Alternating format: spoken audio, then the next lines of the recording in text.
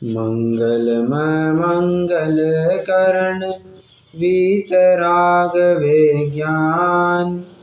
नमो ताहि जाते भय अरहंतादि महान। करि मंगल करि हो महा ग्रंथ करण को काज। जाते मिले समाज सब पावे निज पद राज। बहुविधि मिथ्या गहन करी मलिन भयो निज भाव।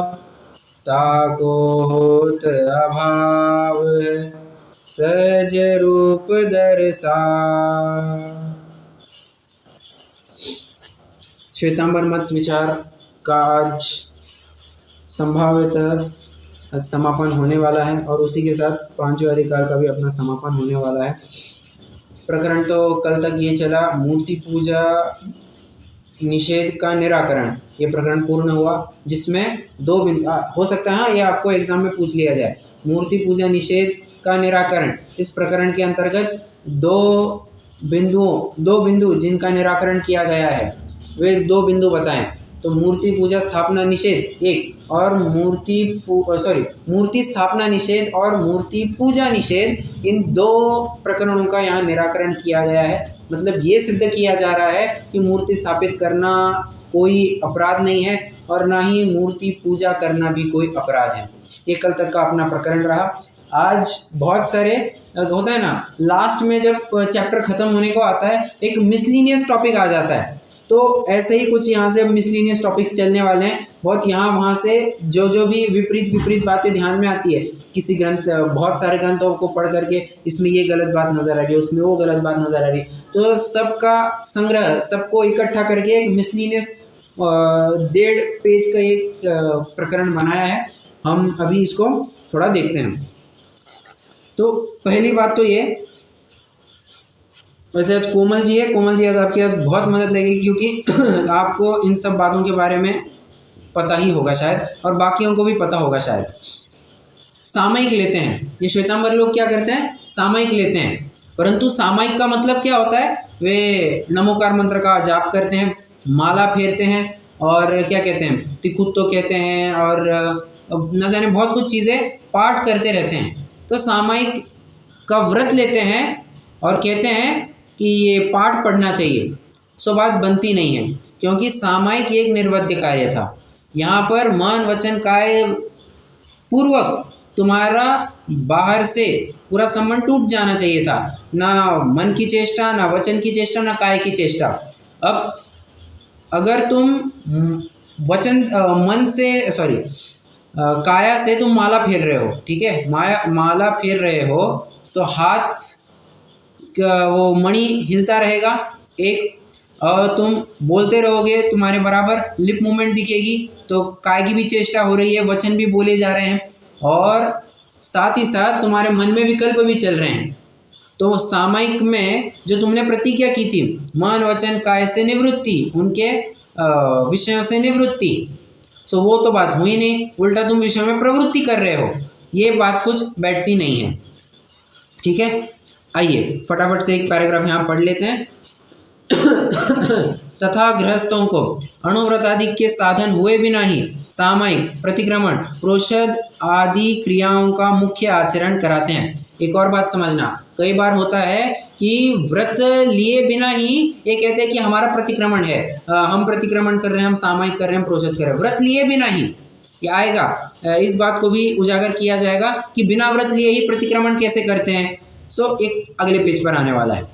परंतु सामयिक तो राग द्वेष रहित साम्य भाव होने पर होती है।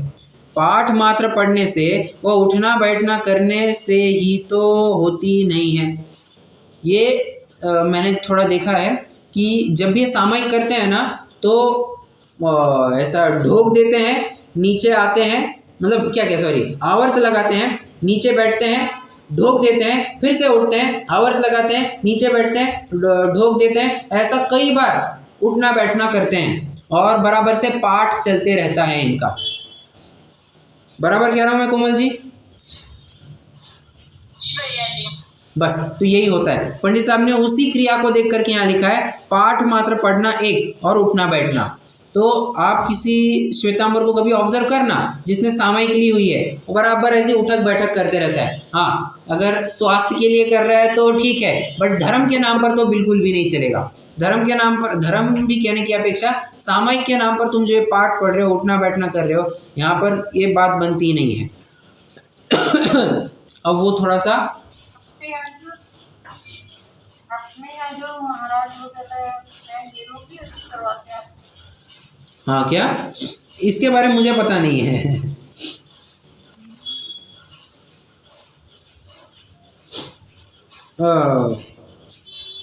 मतलब ये ऐसे उठक बैठक करवाते हैं। हाँ, जैसे चारों दिशाओं में आवाज करवाते हैं। वो नहीं, वो तो मैंडेटरी है, वो तो श्रावक को करना ही चाहिए। आप अगर सामयिक का प्रकरण पढ़ेंगे तो चतुरावर्त तृतयश चतु प्रणाम स्थितो यथा जात सामयिको द्विनिषद्य स्त्रियोग शुद्ध स्त्री संध्यम अभिवंदी, ये होना चाहिए। 109 नंबर का श्लोक होना चाहिए। लेकिन समूह में थोड़ी, वो तो करना चाहिए, वो तो खुद को करना चाहिए। हाँ बराबर, वो बात बिल्कुल सही है, वो तो खुद का पर्सनल लेवल की बात है। बट मैं कहना ये चाह रहा हूँ कि वो जो चारों दिशाओं में नमस्कार करना, ढोक देना, वो तो सामयिक की प्रक्रिया ही है। बट ये श्वेतांबर ना उठक बैठक ज़रा ज़्यादा करते हैं, उस बात को लेकर के फिर उन्होंने ये पॉइंट लिखा हुआ है।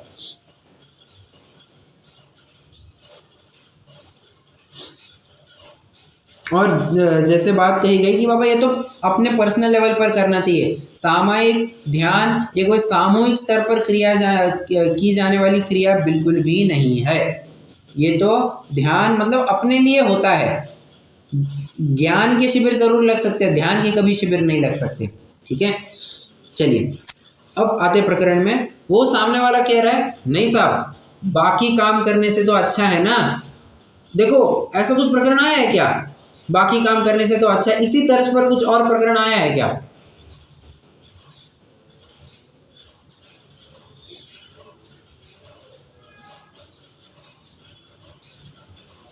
सेम लाइन पर सिमिलर ट्यूनिंग, ऐसा कुछ प्रकरण आया है पहले? एक्चुअली इसमें वो आ जाएगा कि अशुभ से बचने के जैसे शुभ में जाते हैं इस तरीके से। नहीं, वो नहीं। ये क्या दलील दे रहा है सामने वाला श्वेतांबर भाई का? क्या दलील है? वो कह रहा है बाकी कार्य करने से तो अच्छा है। अब ऐसा ही कुछ थोड़ा मिलता जुलता प्रकरण पहले देखा है क्या?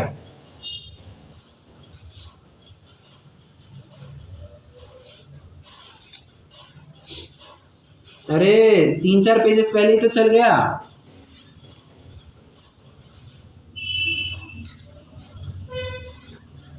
तीन चार नहीं, 5-6 पेजेस पहले आना होगा। 159 पेज पर आइए। चलिए, अन्य भेषधारियों से तो बहुत अच्छे हैं। आ रही है बात? आ गए क्या 159 पर? बस, अन्य भेषधारियों से तो बहुत अच्छे हैं इसलिए हम मानते हैं, बस यही बात है। तो औरों से तो अच्छे हैं ना, वो ये कहना चाह रहा है। अब ऐसी कुछ बात यहाँ पर कह रहा है कि ठीक है बाकी काम नहीं कर रहे उसकी अपेक्षा तो अच्छा है। पंडित साहब कह रहे हैं ठीक है बाकी तू कार्य नहीं कर रहा है उस अपेक्षा से तो बिल्कुल सही है, बट तूने जो प्रतिज्ञा ली है प्रतिज्ञा के अनुसार ये हल्का काम है। दो बातें हैं। बाकी कार्यों की अपेक्षा तू ये जो कार्य कर रहा है अच्छा कार्य है, बट जिस प्रकार की तूने प्रतिज्ञा ली है उस प्रतिज्ञा में ये कार्य करना बिल्कुल भी शोभा नहीं देता है। ठीक है, कोई कहे कि देखो एक उदाहरण लेते हैं।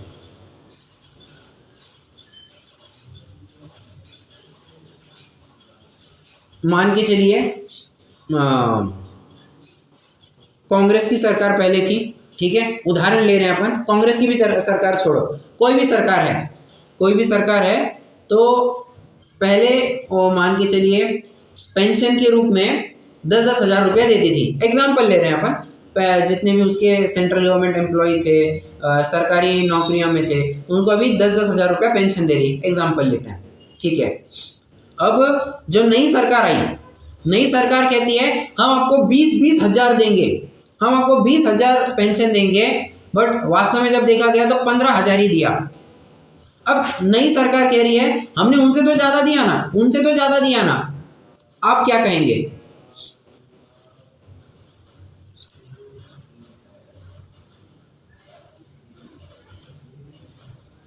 पर जो बोला था वो नहीं किया तो गलत। बराबर।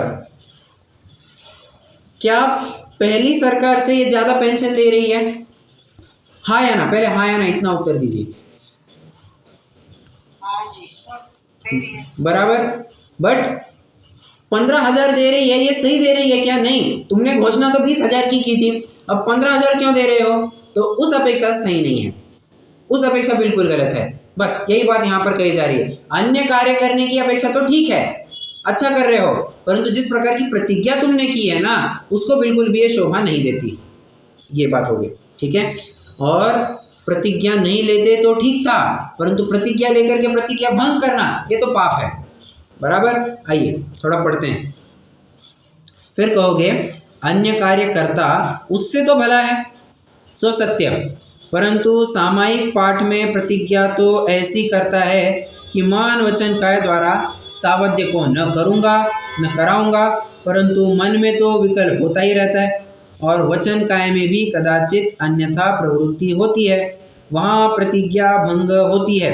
आ गई बात। मान वचन काय द्वारा तुम प्रवृत्ति कर गए और वहाँ प्रतिज्ञा भंग हो गई।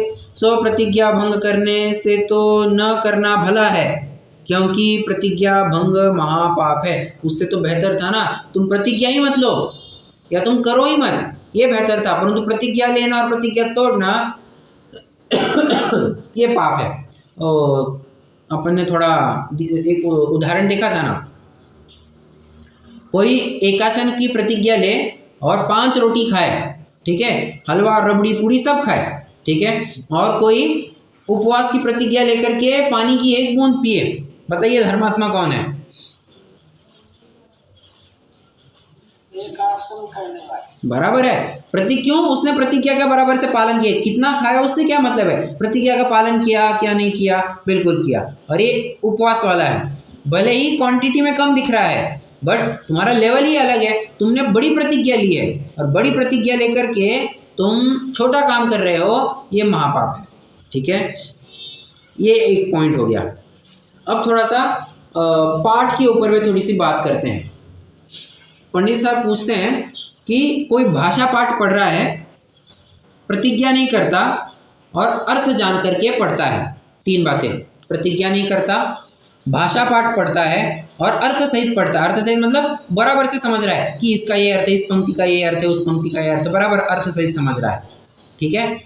उसके विपरीत कोई प्रतिज्ञा करता है, एक अपना संस्कृत प्राकृत पाठ पढ़ता है 2, और अर्थ को नहीं जानता 3। सो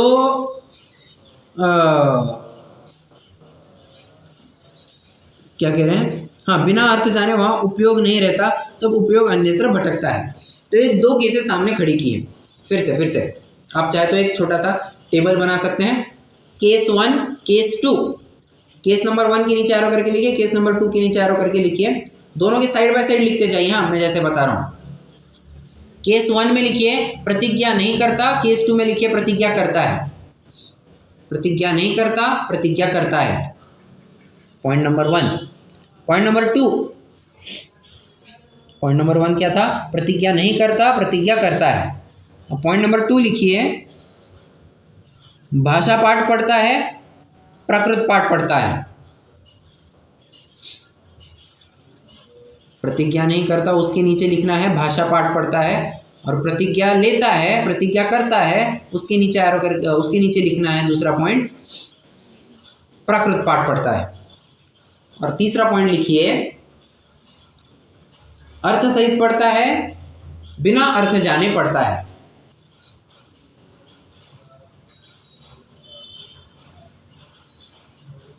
अर्थ सहित पढ़ता है, बिना अर्थ जाने पढ़ता है, ठीक है। पंडित साहब प्रश्न पूछ रहे हैं, इन दोनों में से धर्मात्मा कौन? अच्छा मुझे बताइए, आपको क्या लगता है? बिना पढ़े जरा बताइए, आपको क्या लगता है कौन ज्यादा धर्मात्मा?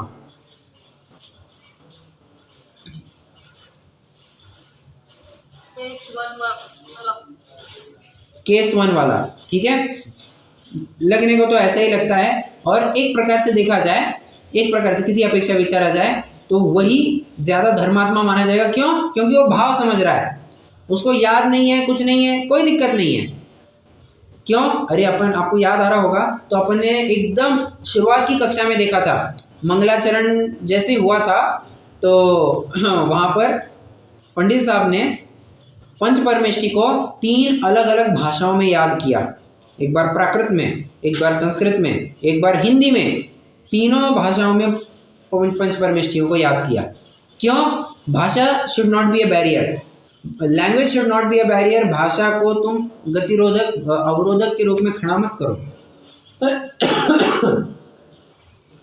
जिस प्रकार से तुम्हारे परिणाम सुधरे, जिस प्रकार से तुम्हारे परिणाम अच्छे बने रहे, तुमने वो करना चाहिए। यदि तुमको लगता है कि भाषा पाठ पढ़ करके तुम्हारा काम हो रहा है तो भाषा पाठ पढ़ो, तुम ज्यादा धर्मात्मा कहलाओगे, ठीक है। और यदि अर्थ सहित समझ रहे हैं ना तो फिर वो ज्यादा बेहतर माना जाता है। ये थोड़ा मैं अपनी तरफ से बात रख रहा हूँ, ठीक है।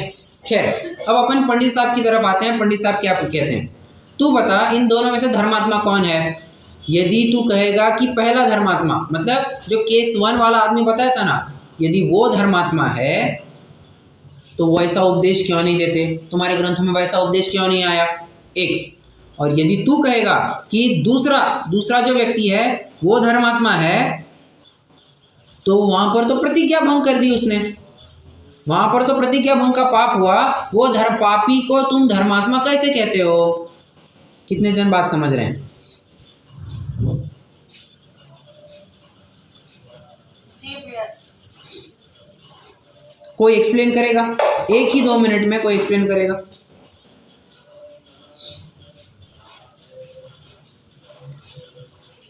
ऐसे कोई प्रतिज्ञा करके और उसको पूरी नहीं करे, निभाए नहीं, तो वो ज्यादा गलत हो गया।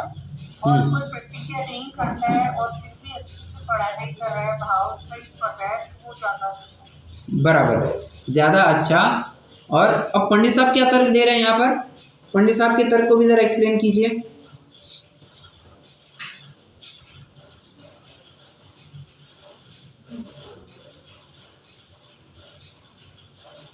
केस 1 में तो प्रतिज्ञा नहीं करता, भाषा पाठ पढ़ता है और अर्थ सहित पढ़ता है, ठीक है। और केस 2 में प्रतिज्ञा करता है, प्राकृत पाठ पढ़ता है, बिना अर्थ जाने पढ़ता है, ठीक है।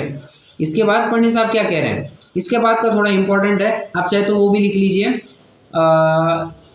नीचे मतलब दोनों जो आपने कॉलम बनाए होंगे उसके बीचों बीच लिखिए अगली लाइन में, दोनों में से धर्मात्मा कौन, दोनों में से धर्मात्मा कौन, ऐसा बीचों बीच लिखिए नीचे।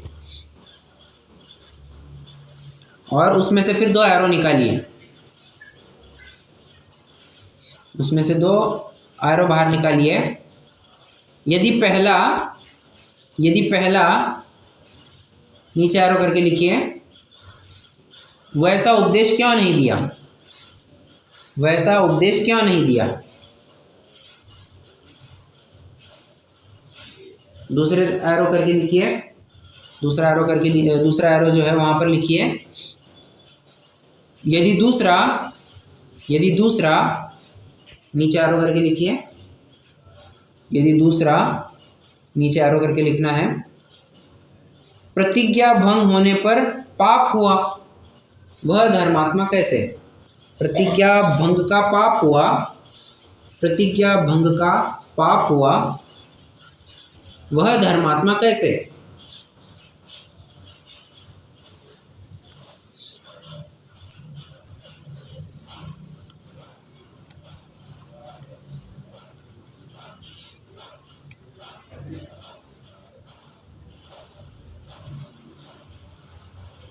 हालांकि इसमें एक पॉइंट और ऐड कर सकते हैं, अपन ने 3 पॉइंट लिखे थे ना ऊपर, उसमें चौथा पॉइंट ले सकते थे कि जो केस 1 है वहां पर चौथा पॉइंट लिख सकते हैं, उपयोग रहता है।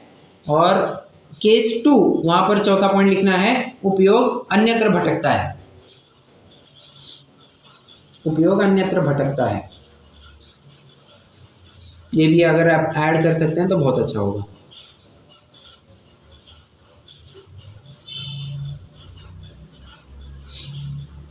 ठीक है, आइए थोड़ा पढ़ते हैं, फिर हम पूछते हैं। लगने में थोड़ी दिक्कत हो ही जाती है ना। क्या क्या?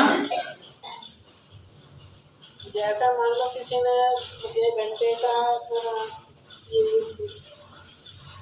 नियम लिया पढ़ने का, दिन में कि मुझे 1 घंटा तरफ बैठ कर करेंगे, हाँ तो उसमें 1 घंटे में बराबर जो लगा रहा है थोड़ा कठिन था नहीं, तो बीच में ये मन तो भाग ही जाता है ना, चंचल मन है, बीच में भागता रहता है। ठीक है, तो और कई बार होता है कि जैसा हम पाठ पढ़ रहे हैं नहीं समझ में आता ज्यादा अर्थ उसका, तो पढ़ेंगे तो ना फिर मतलब यही है ना कि जैसा उसमें आया ना कि जैसे उसने अर्थ उसे अर्थ समझ में नहीं आया और उसका उपयोग नहीं लगा तो उसको गलत साबित किया, तो ये तो चलता ही रहता है ना। क्या अरे पंडित लेकिन ये सामयिक पीरियड की बात है ना, सामयिक के टाइम की बात है। सामयिक में ना मतलब नहीं, पाठ पढ़ने को कहा ना कि वो पढ़ रहा है और उसने उसका अर्थ भी जान रहा है, लेकिन प्रतिज्ञा नहीं ली उसने, और एक प्रतिज्ञा के साथ पढ़ रहा है लेकिन अर्थ नहीं समझ पा रहा। बराबर। अरे पंडित साहब ने ये 2 अलग अलग परिस्थितियां, एक केस खड़ी की है कि ऐसा होता है। पंडित साहब देखिए ना, आप लास्ट लाइन पढ़ेंगे, इसलिए अपना उपयोग जिस प्रकार निर्मल हो वह कार्य करना। पंडित साहब स्वयं कह रहे हैं जैसा तुमको परिणाम निर्मल हो वैसा कार्य करना। पंडित साहब स्वयं कहेंगे, ये तो बस एक परिस्थिति, एक केस खड़ी की है कि ऐसा ऐसा होगा, और प्रायः ऐसा देखने में आता है, और उस प्रायः ऐसा देखने में आता है ऐसा जानते हुए पंडित साहब ने ये केस हमारे सामने खड़ी की है। होने को तो उल्टा भी हो सकता है। ठीक है, आपको समाधान मिला या नहीं मिला? नहीं, यही है मतलब समाधान में यही आया कि पढ़ना चाहिए, नहीं समझ में आ रहा तब भी उपयोग अपना जिस तरीके से लग पाए वैसे। हाँ, करेक्ट, ये इतनी सी बात है। उपयोग जिस प्रकार से बना रहे वैसा करना चाहिए, और उसमें प्रतिज्ञा भंग नहीं होनी चाहिए, इतनी सी बात है। ठीक है, आइए थोड़ा अपने यहाँ से पढ़ते हैं, फिर हम पूछते हैं। कोई प्रतिज्ञा भी नहीं करता और भाषा पाठ पढ़ता है, उसका अर्थ जानकर उसमें उपयोग रखता है, और कोई प्रतिज्ञा करे उसे तो भली भांति पालता नहीं है और प्राकृत आदि के पाठ पढ़ता है, उसके अर्थ का अपने को ज्ञान नहीं है, बिना अर्थ जाने वहाँ उपयोग नहीं रहता, तब उपयोग अन्यत्र भटकता है। अब देखिए पंडित साहब ये क्यों कह रहे हैं, इसके पीछे का थोड़ा मैं लॉजिक भी बताता हूँ। कोई बच्चा स्कूल में क्लास में ध्यान नहीं देता है, ठीक है, क्यों? समझ में नहीं आ रहा है, इसलिए वो ध्यान नहीं दे पाता है। अगर ध्यान नहीं दे पाता है तो वो किताब में अपनी आंखें गड़ाएगा या फिर यहाँ वहाँ देखता रहेगा, क्या करेगा? क्या लगता है आपको?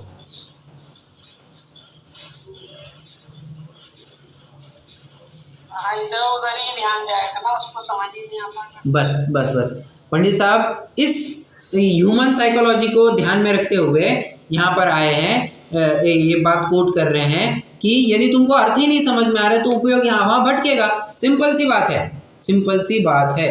ठीक है, अब जैसे कई बार होता है ना, अपन को कई सारे स्तोत्र, कई सारे छंद वगैरह पाठ होते हैं। ठीक है, अब पाठ होते हैं तो एक बार चालू कर दिया, जैसे छह डाला, 3 भुवन में सार, ऐसे चालू हो गया, धड़ धड़ धड़ धड़ धड़ सारे 6 की 6 ढालें बोल दी। ओके, अब जब पाठ होता है तो वो एक फ्लो में वो क्या कहना चाहिए, ब्रेन को उस प्रकार से ट्रेन किया गया है कि अब ये छंद के बाद ये छंद आएगा, उस छंद के बाद अगला छंद आएगा, ऐसे करते करते तुम्हारी पूरी 6 ढाला पूरी होगी, तुम्हारे 96 छंद पूरे होंगे। यह ऐसा ब्रेन को उस प्रकार से ट्रेनिंग दी गई है। मतलब जब भी हम पाठ करते हैं, लर्न करते हैं, उस प्रकार से ब्रेन ट्रेन होता है। अब होता क्या है, जब अपन बोलने लगते हैं ना तो बैक ऑफ द माइंड वो चलते रहता है, और मतलब बैक ऑफ द माइंड नहीं कह सकते, बट मुंह के द्वारा, जिह्वा के द्वारा हम बोलते रहते हैं, और बैक ऑफ द माइंड कई बार कुछ अलग विचार चलते रहते हैं। ये बात यहाँ पर पंडित साहब रख रहे हैं कि तुमको पाठ याद हो गया होगा, इसलिए तुम यहाँ वहाँ देखते हो और बराबर से बोलते भी जा रहे हो, तो ये बात तो कोई योग्य नहीं लगती है। इसलिए अपना निकाल गया। हाँ, ऐसे इन दोनों में विशेष धर्मात्मा कौन? यदि पहले को कहोगे तो ऐसा ही उपदेश क्यों नहीं देते, तथा दूसरे को कहोगे तो प्रतिज्ञा भंग का पाप हुआ, वो परिणामों के अनुसार धर्मात्मापना नहीं ठहरा, परंतु पाठादि करने के अनुसार ठहरा। इसलिए अपना उपयोग जिस प्रकार निर्मल हो वह कार्य करना, सद सके वह प्रतिज्ञा करना, जिसका अर्थ जाने वह पाठ पढ़ना, पद्धति द्वारा नाम रखने में लाभ नहीं है। सिंपल सी बात है, ये लाइन अंडरलाइन कीजिए पेंसिल से, पद्धति द्वारा नाम रखाने में लाभ नहीं है। मतलब कुल प्रवृत्ति या जिस प्रकार परंपरा प्रथाएं चलती आ रही है, इसलिए वो लकीर पीटते जाना, इसमें कोई मतलब नहीं है। जिस प्रकार से तुम्हारे परिणाम स्थिर हो वो कार्य करना, जो प्रतिज्ञा तुमसे पॉसिबल हो वही प्रतिज्ञा लेना, और जिसका अर्थ जान सको वही पाठ। अगर तुमको लगता है भाषा पाठ से होगा, भाषा पाठ पढ़ो। अगर तुमको लगता है कि नहीं प्राकृत से होगा, प्राकृत पढ़ो। अर्थ समझ में आना चाहिए, कोई भी पढ़ो अर्थ समझ में आना चाहिए। तुमने तो ऐसा करना चाहिए था, तुमने रिजिड नहीं रहना चाहिए था कि नहीं प्राकृत मतलब प्राकृति बोलना। अरे अगर अर्थ ही नहीं समझ में आया तो उपयोग यहाँ वहां भटकेगा। सिंपल सी बात है। चलना है आगे।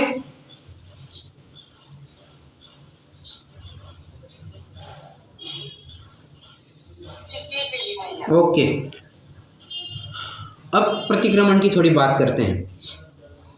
देखो, शुरुआत में अपन ने देखा था ना, सामायिक, प्रतिक्रमण, प्रोषद आदि क्रियाओं का मुख्य आचरण। ठीक है, सामायिक की चर्चा यहाँ पर पूरी हो गई। आप चाहे तो 1, 2, 3, ये जो 3 पैराग्राफ है ना पेज 166 के आखिरी के 3, फिर कहोगे, फिर हम पूछते हैं, इसलिए अपना उपयोग जिस प्रकार, इन 3 पैराग्राफ को आप चाहे तो एक छोटा सा ब्रैकेट बना सकते हैं और वहां पर लिखिए सामायिक। मतलब ये 3 पैराग्राफ सामायिक के बारे में बात कर रहे हैं।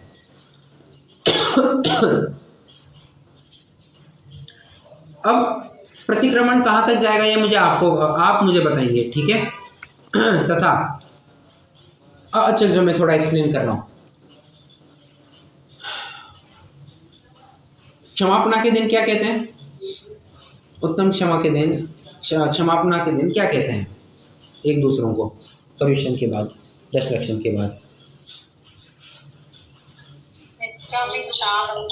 मिच्छामि दुक्कडम कहते हैं। कहने मात्र से होता है क्या, बताइए?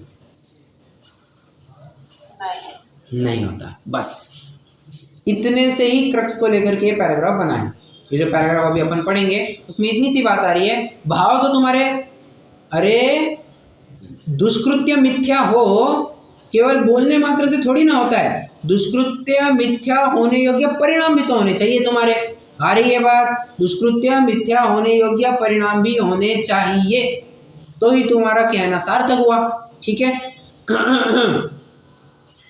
और ये प्रतिक्रमण आदि में ऐसा कहते हैं कि 12 व्रतों में जो हमारे दुष्कृत्य लगे हों वे सब मिथ्या हो। भले आदमी तुमने प्रतिज्ञा ही नहीं ली है अभी तक, तो प्रतिज्ञा लिए बिना ही अगर ये कहो कि आई एम सॉरी, जैसे किसी को धक्का नहीं लगा, आप रास्ते से गुजर रहे थे, आपके आजू बाजू में कोई नहीं था, आपने 2-3 क्या कहना चाहिए, चलिए 5-6 फुट आगे कोई आदमी था, आपने उसको आवाज देकर के कहा सॉरी भाई साहब। कुछ सेंस है इसमें? कुछ सेंस है क्या इसमें? क्यों?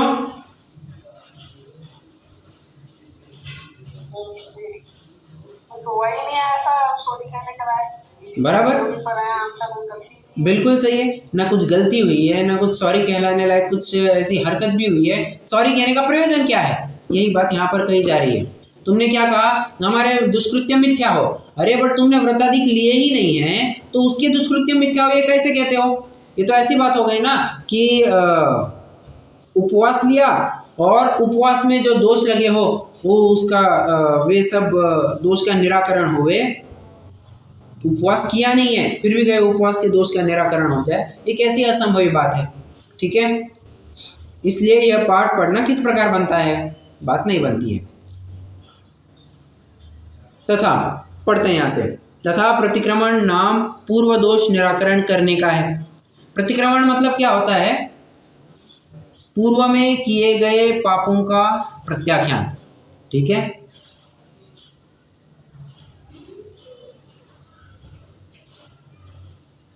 परंतु मिच्छामि दुक्कडम इतना कहने ही से तो दुष्कृत मिथ्या नहीं होते। किए हुए दुष्कृत मिथ्या होने योग्य परिणाम होने पर ही दुष्कृत मिथ्या होते हैं, इसलिए पाठ ही कार्यकारी नहीं है। ठीक है, जब परिणाम ही वैसे नहीं हो तो पाठ क्या करेंगे। तथा प्रतिक्रमण के पाठ में ऐसा अर्थ है कि 12 व्रताधिक में जो दुष्कृत लगे हों वे मिथ्या हो, परंतु व्रत धारण किए बिना ही उसका प्रतिक्रमण करना कैसे संभव है।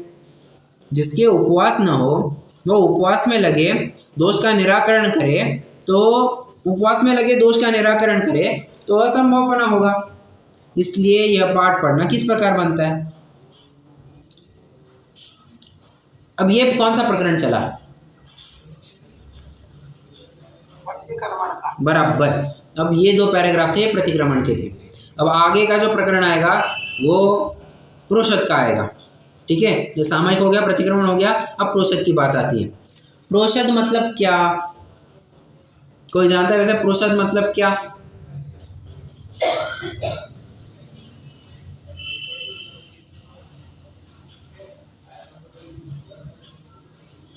वो अष्टमी और 14 के दिन जो उपवास करते हैं और एक दिन पहले एकासन और बाद में भी एकासन। वो आपने प्रोषद उपवास का अर्थ बताया। प्रोषद मतलब क्या? पूर्व में किए हुए, पूर्व में किया हुआ। नहीं नहीं नहीं, प्रोषद मतलब क्या?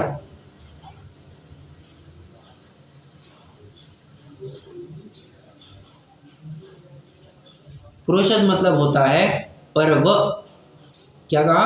प्रोषद मतलब होता है पर्व, और पर्व में अष्टमी चतुर्दशी दोनों गर्भित होते हैं। ठीक है, पर्व में दोनों गर्भित होते हैं, अष्टमी और चतुर्दशी। अब एक समझना, प्रोषधे उपवास सप्रोषधोपवास। क्या कहा? प्रोषधे उपवास सप्रोषधोपवास मतलब प्रोषद में किया गया उपवास और प्रोषधोपवास। ये थोड़ा मैंने ऐसे कहीं पढ़ा नहीं है, ये थोड़ा सा मैं ही अपने संस्कृत को नॉलेज लगा करके मैं थोड़ा बताने की कोशिश कर रहा हूँ। ठीक है, तो प्रोषद और उपवास दोनों जब मिलाएंगे तो होता है प्रोषदोपवास। मतलब प्रोषद के काल में किया गया उपवास उसको प्रोषदोपवास कहते हैं। मतलब पर्व के दिन में किया गया उपवास तो प्रोषदोपवास। ठीक है, अब ये क्या करते हैं कि प्रोषद में सामयिक और प्रतिज्ञा का पालन नहीं करते। सामयिक में कैसे देखा था, सामयिक में कैसे देखा था कि बराबर से मन वचन काय की स्थिरता होनी चाहिए थी। वो तो छोड़ो, वो बोले जा रहे हैं, मन में विकल्प भी चल रहे हैं, शरीर की चेष्टा भी चल रही है, माला फेर रहे हैं, तो हाथ भी बराबर चल रहे हैं। तो जिस प्रकार सामयिक में प्रतिज्ञा का भंग हुआ वैसे तुम प्रोषद की भी प्रतिमा का भंग करते हो। इसलिए पूर्वोक्त दोष है, मतलब जो पहले हम बताए हैं वो तो जान ही लेना। और बात ऐसी है ना, प्रोषद का नाम होता है पर्व। ठीक है, सो वर्ष के दिन भी, मैं थोड़ा सा यहाँ पढ़ करके बताता हूँ आपको। वर्ष के दिन भी कितने काल तक पाप क्रिया करता है पश्चात प्रोषदधारी होता है। मतलब पाप करते रहता है, वो है ना, जिस प्रकार गंगा नदी में एक डुबकी लगाओ सारे काम हो जाएंगे, बस ऐसा ही कुछ ये करना चाहता है कि वर्ष के दिन भी कितने काल तक पाप क्रिया करता है पश्चात प्रोषदधारी होता है। ये ऐसी कुछ बात करना चाह रहा है। जितने काल बने उतने काल साधन करने का तो दोष नहीं है। तुमसे जितना बना उतना तो करो, परंतु प्रोषद का नाम करे सो युक्त नहीं है। सेम टू सेम पॉइंट आ रहा है कि तुम थोड़ा जितना कर रहे हो, कुछ नहीं से कुछ अवश्य ही भला होता है। क्या कहा? कुछ नहीं से कुछ होना ये अवश्य ही भला होता है, परंतु जिसकी तुमने प्रतिज्ञा की है उस अपेक्षा से तो बिल्कुल भी होना अच्छा नहीं। देखो 20 मार्क की 0 मार्क वाले की अपेक्षा 34 मार्क वाला अच्छा तो है, परंतु तुमने प्रॉमिस क्या किया था कि मैं इस बार पास होऊंगा। पास तो नहीं हुए ना बेटा, तुम गए, तुम फिर 34 लाओ या 1 मार्क लाओ, फेल ही हो। ठीक है, यही बात यहाँ पर कह रहे, तुमने प्रतिज्ञा प्रोषद के लिए है और तुम ऐसे कार्य करोगे सो युक्त नहीं है। संपूर्ण पर्व में निर्वध्य रहने पर ही प्रोषद होता है। यदि थोड़े भी काल से प्रोषद नाम हो तो सामयिक को भी प्रोषद कहो, नहीं तो शास्त्र में प्रमाण बतलाओ कि जगन्य प्रोषद का काल इतना है। मतलब तुम जितना थोड़े टाइम के लिए करते हो ना, 1 घंटा 2 घंटा 3 घंटे का प्रोषद लेते हो, सो उतने काल के लिए प्रोषद अलाउड है। ऐसा तुम कहीं ग्रंथ में से तो आधार दिखाओ, तुम्हारे ग्रंथ में भी आधार नहीं है। यह तो बड़ा नाम रखकर लोगों को भ्रम में डालने का प्रयोजन भाषित होता है।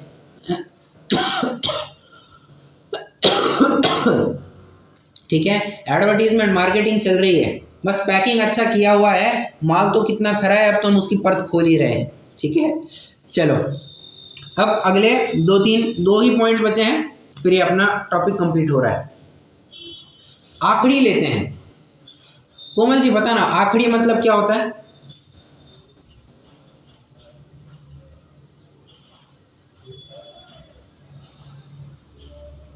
वो बाधा कोई आखिरी बोलते हैं ना, क्या?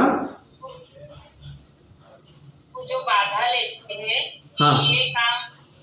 ये काम जब तक नहीं होता है तब तक मेरी ये चीज का त्याग है।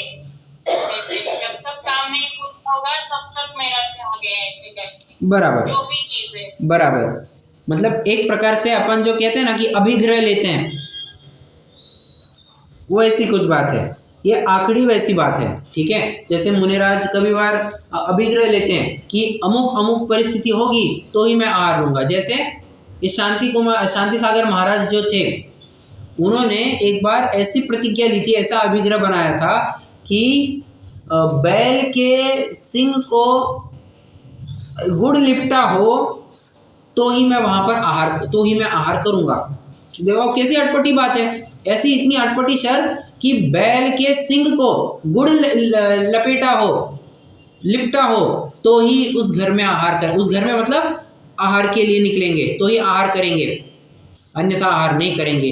कहते हैं कि 16 दिन बाद या 16-51 कुछ तो भी एक अमाउंट था, संख्या थी, इतने दिनों बाद फिर उनको आहार मिला। और इनकी आखड़ी लेने की तो पद्धति भी देखो, आखड़ी लेता कोई और है, मतलब पढ़ता कोई और है और अंगीकार कोई और करता है। देखो कैसी विचित्रता है। मतलब वरमाला एक जन डाले और शादी दूसरे के साथ, ये तो नाइंसाफी है, ये तो पूरी नाइंसाफी है। तो वचन जो देगा, हाँ जो वचन देगा, जीवन उसके साथ बिताएंगे या किसी और के साथ बिताएंगे? समझ में आ रहा है? यही कुछ बात यहाँ पर है।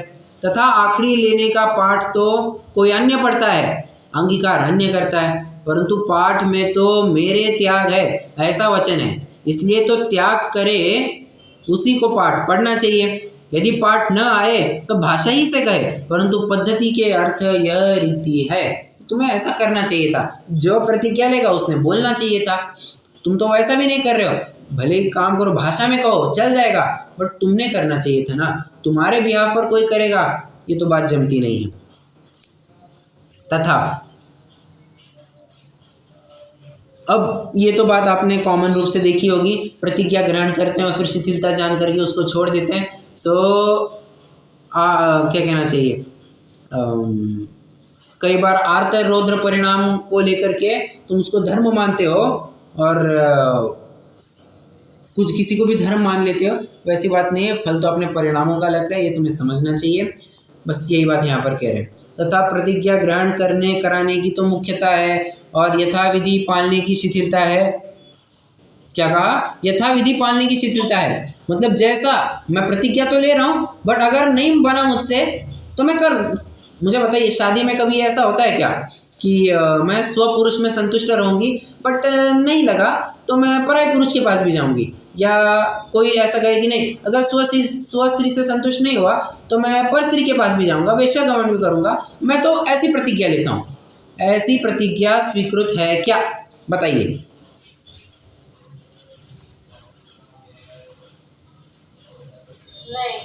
नहीं स्वीकृत। कोई कहे साहब मैं 8 मूलगुण का पालन करता हूँ, मद्य मांस मूल सबका त्याग करता हूँ, बट क्या करें कहीं बर्फीले प्रदेश में जाना पड़ जाए, कभी नॉनवेज वगैरह खाना पड़ जाए तो ठीक है उतना छोड़ करके मैं कर लूँगा। एक्सेप्शन नहीं होते, प्रतिज्ञा लेते वक्त एक्सेप्शन मत लेना, ठीक है। जितना यथासंभव हो उतना पालेंगे। अरे यथासंभव तो कुछ भी नहीं पालो फिर यथासंभव कहने का प्रयोजन ही क्या रहता है, ठीक है। मतलब पूरा ही तुम स्वैराचार करना चाहते हो तो स्वैराचार के लिए प्रतिज्ञा भी लेना चाहते हो और स्वैराचार भी करना चाहते हो, ये तो बात जमती नहीं है। तथा प्रतिज्ञा ग्रहण करने कराने की तो मुख्यता है और यथाविधि पालने की शिथिलता है। वह भाव निर्मल होने का विवेक नहीं है। आर्त परिणामों से वह लोभाधिक से भी उपवासाधिक करके वहाँ धर्म मानता है, परंतु फल तो परिणामों से होता है इत्यादि अनेक कल्पित बातें करते हैं, सो जैन धर्म में संभव नहीं है। इस प्रकार यह जैन में श्वेतांबर मत है, वह भी देवादिक का, वह तत्वों का, वह मोक्ष मार्गादिक का अन्यथा निरूपण करता है, इसलिए मिथ्या दर्शनादिक का पोषक है, सो त्याज्य है। सच्चे जैन धर्म का स्वरूप आगे कहते हैं, उसके द्वारा मोक्ष मार्ग में प्रवर्तना योग्य है, वहाँ प्रवर्तने से तुम्हारा कल्याण होगा। डन डनाडन डन, 5वां अधिकार पूरा हो गया है। आज क्या तारीख है साहब? आज 19 तारीख है। अपन ने लगभग कुछ चालू किया था, कब चालू किया था अपन ने? मई महीने में कुछ चालू किया था या जुलाई में कुछ चालू किया था? 4 जुलाई को मेरे ख्याल से कुछ चालू किया था अपन ने, तो 4 जून को चालू किया था। जुलाई अगस्त लगभग 2.5 महीना लग गया, लगभग 2.5 महीना लग गया और पेजेस थे 70 पेजेस 2.5 महीने में। तो कुल मिलाकर के अगर देखें तो 28 पेजेस पर मंथ, मतलब 1 पेज पर डे अपन इस रफ्तार से लगभग चले हैं और काफ़ी कुछ चर्चा करते हुए अपन आगे बढ़े हैं। और ऐसा नहीं है कि कुछ अब कई बार हो सकता है मैंने एक आध दूसरा पॉइंट थोड़ा स्किप किया होगा, थोड़ा सा फटाफट ले लिया होगा, बट मेजॉरिटी जितना मेजर पार्ट है वो तो अपना सारा कवर हो गया है, ठीक है। और जितना अपने एग्जाम के हिसाब से रेलेवेंट पोर्शन था वो भी पूरा हो गया है। 9 जून को स्टार्ट किया। क्या? 9 जून को स्टार्ट किया। 9 जून को ना, मतलब हो गए लगभग 2.5 महीना हो ही गया है, मतलब 70 दिन, ये 70 दिन हो गए। 70 पेजेस के लिए 70 दिन, 1 पेज पर डे,